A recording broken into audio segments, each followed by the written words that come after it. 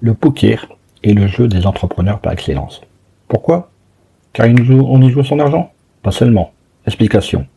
Le poker est en fait un outil utile au développement personnel et professionnel. Ce jeu de cartes peut être considéré comme une entreprise, puisque son but est, lui aussi, de faire fructifier son capital.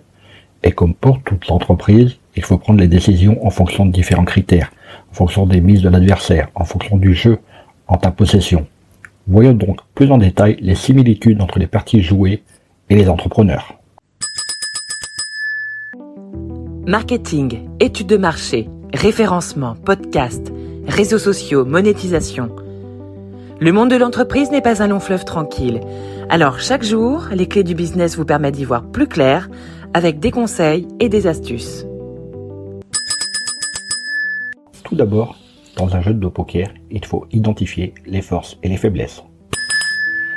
C'est ce qui fait la différence entre un joueur de poker lambda et un champion de ce jeu.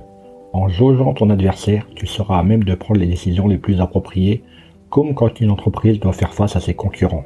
Elle doit savoir quels sont ses atouts, les travailler, et elle doit connaître ses faiblesses pour ne pas les montrer à son adversaire. Deuxième similitude entre une entreprise et un joueur de poker, il ne faut pas refaire les mêmes erreurs. Comme je le dis souvent, se tromper est très formateur. Au poker, comme en matière de business, on peut faire des erreurs, mais en analysant celles-ci, on doit s'améliorer. Et l'amélioration passe par l'apprentissage des meilleurs. Il ne faut pas se contenter de ce qu'on sait. Rares sont ceux qui réussissent seuls. L'émulation fait partie des facteurs de progression. Au poker, il faut être patient.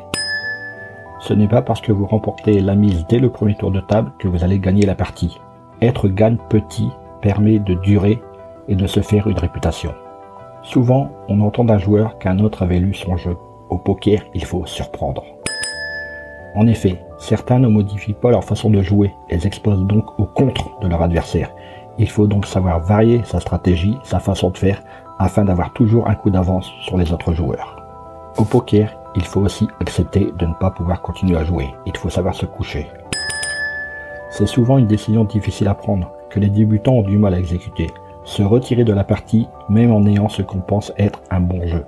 Un entrepreneur peut vouloir accepter un partenariat sans considérer la charge de travail supplémentaire que cela va nécessiter. Il doit être capable de dire non quand il le faut. Autre élément très important dans le poker, le bluff. L'élément bien connu des joueurs doit aussi être utilisé par les entrepreneurs. Un entrepreneur doit savoir aller à contre-courant, investir, se lancer malgré un contexte qui ne paraît pas favorable aux autres. Dernière similitude, ne pas tricher. Les tricheurs sont mal vus, quel que soit le domaine, et c'est encore plus vrai au poker et dans le monde de l'entreprise. Ainsi, dénigrer la concurrence ne vous aidera pas à réussir, bien au contraire. Dernière similitude, il faut savoir être humble. Vous avez remporté le pot, bravo, mais cela ne veut pas dire que vous remporterez les prochaines parties. Tous les champions de poker ont connu la défaite, et c'est d'ailleurs pour ça qu'ils sont devenus les meilleurs. On pourrait également citer le dépassement de soi, la solidarité, la gestion du stress, la cohésion d'équipe lorsqu'on joue en équipe, prendre les bonnes décisions, anticiper, notamment en prenant en compte les critères mathématiques. Si 2 as sont sur le tapis et vous en avez 2 en main, il ne peut pas y en avoir un autre dans une main. Les critères financiers, savoir combien miser et quand, et les critères émotionnels. Tout ceci fait que le poker est pour moi le jeu le plus important pour un entrepreneur. Alors, au boulot! Hey, avant de partir, j'ai une petite faveur à te demander. Est-ce que tu pourrais donner une note et laisser un commentaire sur ta plateforme d'écoute préférée? Cela permettrait aux clés du business d'avoir une meilleure visibilité et d'être accessible au plus grand nombre. Je te remercie. Allez, cette fois c'est vraiment fini.